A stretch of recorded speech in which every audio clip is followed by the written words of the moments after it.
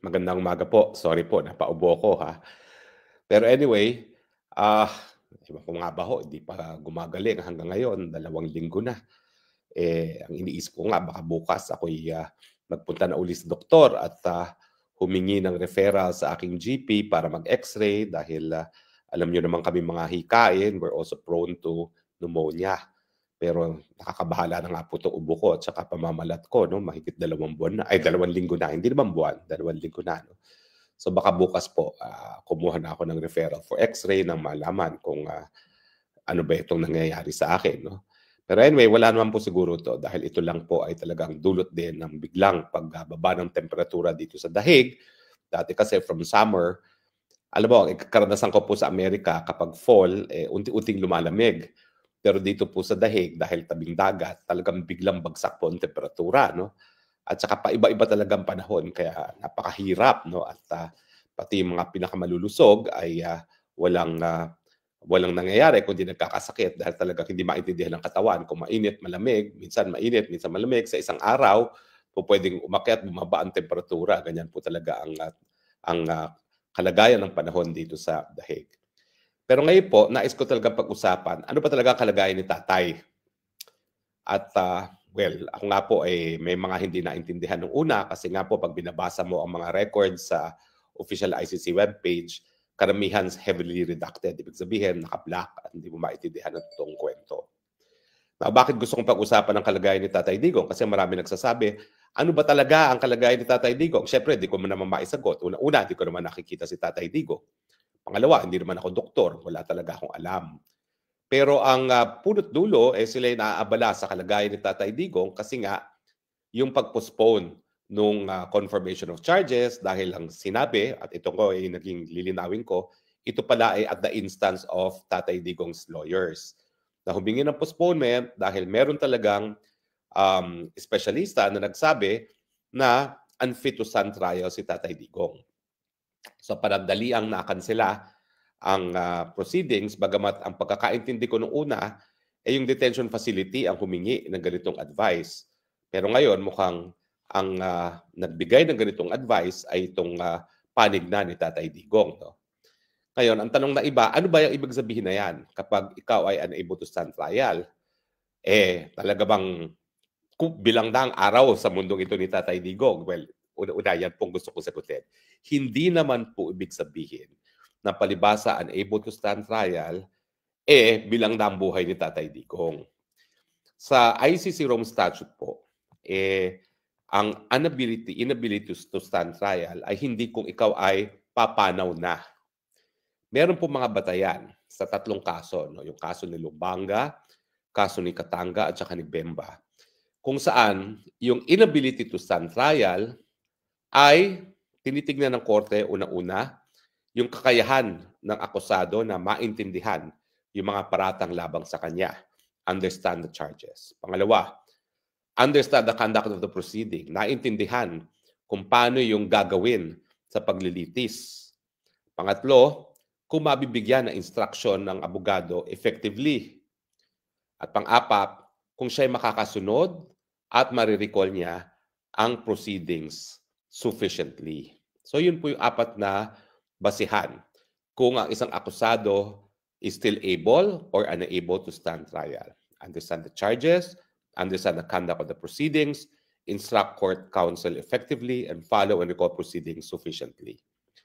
Now, kapag sinabi pong ng defense na unable to stand trial, hindi po ibig sabihin niya na bilang ng buhay. Hindi naman po.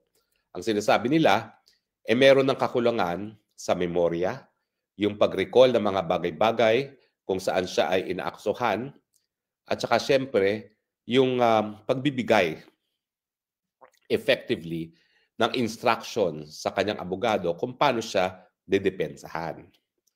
Kaya nga po, tayo sa Pilipinas, ang tawag natin dyan, limot-limot ng mga matatanda. Kasi ako po, nag-alaga ako ng nanay, nag-alaga po ako ng isang tiya na nagpalaki rin sa amin na matandang dalaga na naging limot-limot. Ano ibig sabihin yan? Well, unang-una po talagang meron silang kakulangan sa memorya. Yung sa aking nanay at sa aking tiya, wala po silang naalala sa mga nangyari kailan lamang. Ang mga naalala nila ay yung mga pangyayaring matagal nang nakalipas. Now, ano ang tingin ko kay Tatay Digong? Well, alam niyo po, matagal din namang nanilbihan ako kay Tatay Digong. Nung siya'y presidente, sa tingin ko wala talaga problema si Tatay Digong. Pero matindi po talaga yung pagbago niya nung siya'y nawala na sa opisina. Siguro nga po nakaka-depress na nung una, ikaw presidente, lahat sinasamba ka, tapos all of a sudden, nakalimutan ka na, no? Pero napansin ko po kay Tatay Digong ay isang napansin ko rin doon sa aking nanay at saka tiya na inalagaan. Yung paulit-ulit na kwento. Okay? So paulit-ulit na kwento. That's consistent po, no? Now, ano pa po ba yung pagkakaalam ko sa pagiging limot-limot na makakaapekto doon sa paglilitis? Well, kung ikaw kasi ay walang memory of recent events at ang memorya mo ay yung matagal ng mga panahon na nakalipas, hindi mo talaga alam kung paano mo madedepensa ng sarili mo kung ang mga paratang na inaakusa sa iyo bilang crimes against humanity ay nangyari in fairly recent history. At sa tingin ko naman, yung mga bagay-bagay na inaakusan nila kay Tatay Digong ay yung mga bagay na nangyari noong mga huling termino niya bilang isang mayor ng Davao at siyempre yung mga pagpapatay di umano na nangyari nung siya'y presidente na um, in connection with the drug war. So ibig sabihin, lahat po ng mga bagay-bagay na inaakusa sa kanila na pagpapatay ay nangyari in recent history. Pagkakaalam ko po, sa karanasan lang, dahil ako yung nag-alaga, hindi naman po ako talaga dalubhasa, yun po yung apektado na tinatawag na cognitive deficiencies. Hindi mo na maalala yung mga nangyari in fairly recent history.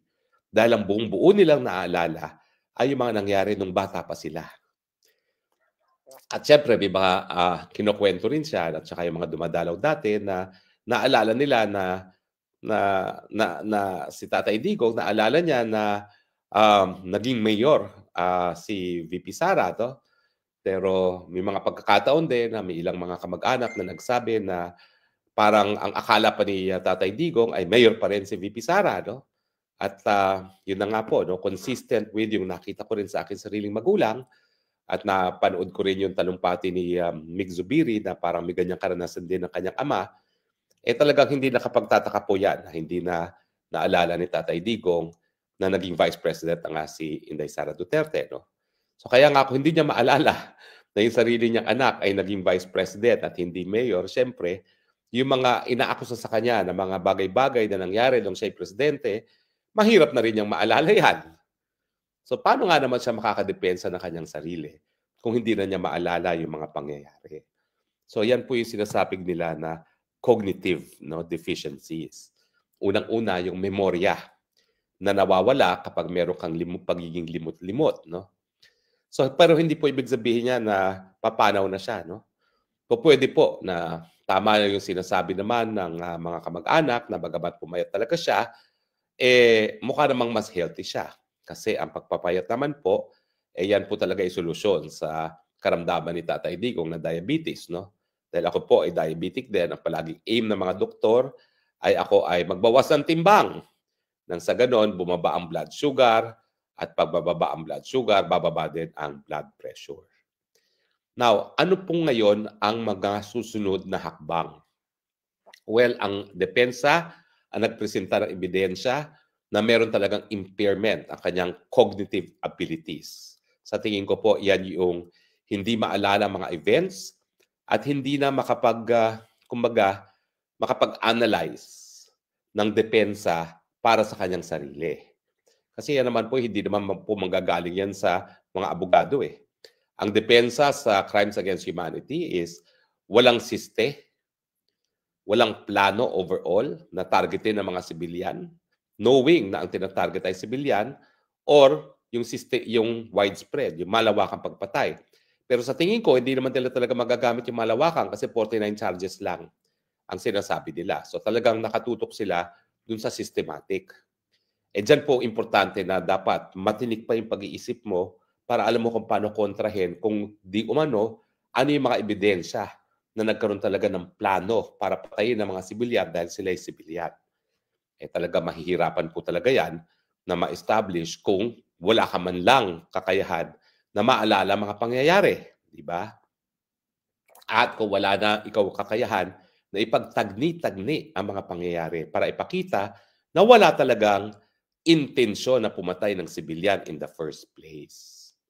So ngayon, anong gagawin ng hukuman? Well, panandalian, pinuspone ng confirmation of charges kasi nga gusto malaman ng hukuman kung totoo ba na hindi na sapat ang kanyang kakayahan na humarap sa paglilitis. Ano ngayon ang ginawa ng hukuman? Well, ang ginawa ng hukuman, unang-una, sinabihan yung medical director, ano ba estado ni Tatay Digong? Kaya ba niyang humarap? Nagkaroon ng kasagutan yung doktor. Hindi po ako espesyalista. Hindi ko po kaya evaluate kung talagang kakayanin ng akusado na harapin ang mga paratang laban sa kanya. Kaya ang susunod, mag-a-appoint po ang hukuman ng eksperto na titingid sa kalagayan ni Tatay Digong at magbibigay ng advice sa hukuman kung kakayanin pa ni Tatay Digong harapin ang mga charges. Ulitin ko po 4 ang hinahanap na batayan ng korte. At itong batayan nito ay intended nga para malaman kung naiintindihan pa ng akusado yung ano yung mga paratang sa kanya, kung naintindihan pa niya yung paano ginagawa ang proceedings, at syempre kung naintindihan pa niya kung anong ibig sabihin ng mga paratang at ang proseso na pinagdadaanan niya. So yun po yung mga batayan, no? Doon po sa case law na sinabi ko sa inyo, no? So aantayin po yan ng hukuman. Mag-a-appoint po yan ng mga eksperto para pag-aralan ng kalagayan ni Tatay Digong. Siguro po 2 yan, hindi lamang isa. At ang prosecution, kukuha rin ng sariling expert witness. Pero ako naman, naniniwala ako na walang dalubhasa na magbibigay lamang ng desisyon o ng kanyang opinion dahil yan ang gustong opinion ng mga abogado.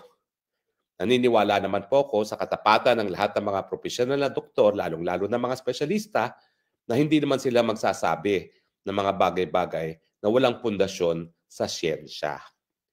So, I guess ang mensahe ko, huwag po kayong maabala. Wala naman pong banta sa buhay ni Tatay Digong ngayon. Other than siya'y 80 anyos na. At syempre, alam naman natin na ang mga 80 anyos, hindi naman talaga tatagal yan ng 50 years pa. Pero, hindi po talaga siya, kumbaga, babawi ng buhay kahit na agad-agaran. Bagamat siguro po, dahil na lang sa mga natural causes, dahil siya ay 80 na. So, ibig sabihin, wala pong sakit si Tatay Digong na magiging dahilan ng kanyang pagkamatay. Hindi po yun yung inability to face trial na sinasabi. Ang inability po, ay yun nga po, yung maintindihan kung anong paratang sa kanya at kung paano niya mabibigyan ng depensa ang kanyang sarili dahil nga po wala na siyang sapat na cognitive ability o sapat na pag-iisip para gumawa ng ganyang depensa, lalong-lalo na kung wala na talaga siyang memorya sa mga pangyayari. So yun po ang aking gustong i-emphasize. Wala naman pong banta sa buhay ni Tatay Digong. Ang pinag-uusapan ngayon, babasahin ko po uli kung ano yung kinakailangan sagutin ng mga eksperto. No? Yung kakayahan na maintindihan ng paratang laban sa kanya, yung kakayahan na maintindihan yung proseso, yung kakayahan na magbigay na instruction kung paano siya didepensahan sa kanyang abogado, at saka yung kakayahan na sundan at maalala yung proseso sufficiently. At sa tingin ko nga, kung ang isang tao ay limot-limot, mahirapan talaga siya, lalong-lalo na yung pag-iintindi sa conduct ng proceedings, yung pagbibigay ng instruction sa counsel effectively. Kasi anong depensa ang gagamitin ng counsel? Lalong-lalo na ang mga counsels ay mga dayuhan. Wala naman silang alam talaga sa patakaran ni Tatay Digong bilang mayor at bilang presidente. Pero kung hindi makapagbigay ng ganyang instruction si Tatay Digong, yan ang ibig sabihin na unable to stand trial siya. So, humupa po kayo, wala naman pong banta doon sa buhay ni Tatay Digong. Ang tinitignan lang kung meron siyang sapat na kakayahan na magkaroon ng tamang depensa at sapat na depensa para harapin ang mga paratang sa kanya. Siguro that's how I can explain it. Okay? So yung dalawang decision po ng hukuman lately is, yun na nga, no? Yung una, sinabi ng ICC mismo na yung doktor na hindi siya kwalipikado na magbigay ng opinyon doon sa hinihingi ng korte na opinyon kung kaya bang humarap sa paglilitis si Tatay Digong, at ang rekomendasyon ay kumuha ng opinyon sa mga eksperto. Okay? At ang pangalawang development ay, yun na nga po, no?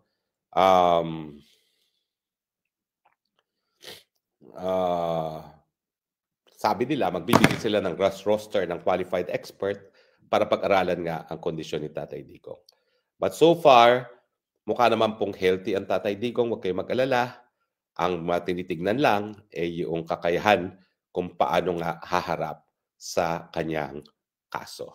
Okay? Well, anyway, patuloy po nating ipagdasal ang Tatay Digong. Ang mga importanteng mga nakabinbin sa hukuman, yung issue ng meron bang jurisdiction ang korte. Sa akin naman, kung sasagutin na ng hukuman yan at ang sagot ay walang jurisdiction, ang resulta, case dismissed. Hindi na kinakailangan pag-aralan ang estado ng kakayahan ni Tatay Digong humarap sa paglilitis kung wala nang paglilitis at all. Kaya hindi ko nga maintindihan bakit hindi pa yan ang unahin ngayon ng hukuman. Kasi kung talaga wala namang jurisdiction at yan ay legal issue naman, wala namang kinakailangan na factual issue dyan. Ang titignan lang yung date. Kasi ang sabi ng Rome Statute, kinakailangan sa loob ng isang taon matapos magbitiw ang isang bansa, masimulan yung proseso sa hukuman. Pagsisimula ng proseso sa hukuman ay yung tinatawag na paghingi ng abiso ng prosecution sa pretrial chamber para magsimula nga ng preliminary investigation. So madali lang po yan. Yung leave ba para magsimula ng preliminary investigation was done within 1 year or outside of 1 year. Dahil kung yan po ay outside of 1 year, wala na po talagang kaso. Well, posible pong maging issue din kung kailan magsisimula at magtatapos yung 1 year. Meron kasing preliminary examination na gawain lamang ng prosecutor. Walang kahit anong involvement ng hukuman. Yung Rome Statute, yung pagbanggit ng isang taon, may kinalaman sa jurisdiction ng hukuman. So, kung ang sinasabi na covered by the 1-year period ay yung preliminary examination na gawain ng prosecutor alone, nasaan yung partisipasyon ng hukuman dyan? Wala naman. Ang pinakauna kasing pagkakataon na may partisipasyon ng hukuman doon nga sa paghingi ng go signal para magkaroon ng preliminary investigation. So yan lang siguro po ang magiging legal issue sa jurisdiction. Kaya nga po mas mabuti, dapat siguro maresolbahan na yan at wala na pong hadlang para maresolba yan. Dahil kahit ano man ang desisyon ng hukuman pagdating sa jurisdiction, sigurado ako aapila yan. Kung yan ay pabor kay Tatay Digong, aapila yan ng prosecution. Kung yan naman ay pabor sa prosecution, aapila naman yan ng kampo ni Tatay Digong. Pero kapag kasi wala ng jurisdiction, baliwala na yung issue kung kaya ba niya humarap sa paglilitis, kasi kung walang jurisdiction, wala nang paglilitis to speak of. So sana maresolba yan. Sana maresolba kaagad yung interim release dahil importante po na mailabas na si Tatay Digong dyan sa kulungan. At least pag wala siya sa kulungan, makakakain siya ng tama kasi makakakain siya ng pagkain Pilipino, ng bulad. Dyan po sa kulungan, pareho pong kinain namin sa refugee camp. Alam niyo ba kung hindi mainit na pagkain na kinakain dyan? Lahat kasi ng pinapakain ng gobyerno ng Holland, kinikater. Hindi po yan naka-hot plate. Yan po ay microwavable food. So ang binibigay na rasyon sa lahat, whether be it refugee center o sa detention facility, ay yung nakaselyadong microwavable food na ilalagay mo sa microwave. Hindi ko po alam kung marunong nang gumamit ng microwave si Tatay Digong, pero siguro naman tinutulungan siya ng mga gwardiya niya kung paano iinit yung pagkain na yan. No? Pero yan lang po kinakain niya. So at least kung siya ay naka-interim release, makakakain siya ng bulad, makakakain siya ng pakbet na gustong-gusto niya at saka ng munggo. Dahil alam ko, yan ang mga paboritong pagkain ni Tatay Digong. At siyempre, kung siya ay naka-interim release, pwede na rin mag-hire ang pamilya ng 24-hour caregiver. Whether be it a midwife or a nurse, at least meron ng susubaybay kay Tatay Digong. Kasi nga, miski bago pa siya makulong, meron na siyang tukod sa paglalakad. Dahil talagang medyo unstable ng paglalakad dahil nga doon sa aksidente niya sa motorsiklo. No? So sana nga po, mag-grant kaagad din yung kanyang interim release. No? At ako naman po ay confident na dahil on humanitarian grounds, makatao naman po yung mga hukom na yan, mabibigyan ng interim release si Tatay Digong, lalong-lalo na may issue kung kaya pa niyang harapin ang mga paratang laban sa kanya. Anyway, maraming salamat po. Ang konklusyon natin, wala pong banta sa buhay, pero pinag-aaralan kakayahan na humarap sa paglilitis. Maraming salamat po sa inyong patuloy pagtangkilik. Ito po ang inyong Spoksang Bayan, humihingi ng dalangin para kay Tatay Digong. Ma-dismiss na sana ang kaso on the ground na lack of jurisdiction. Mabigyan sana siya ng interim release sa lalong mabilis na panahon. At sana nga po, masunod ang kagustuhan ng Panginoon na wag na ituloy ang paglilitis dahil wala na sa sapat na kakayahan harapin ang paglilitis na yan ni si Tatay Digong. Have a good day po. I love you, Philippines. You're the only country I have. You're the only country that I will love. Bye.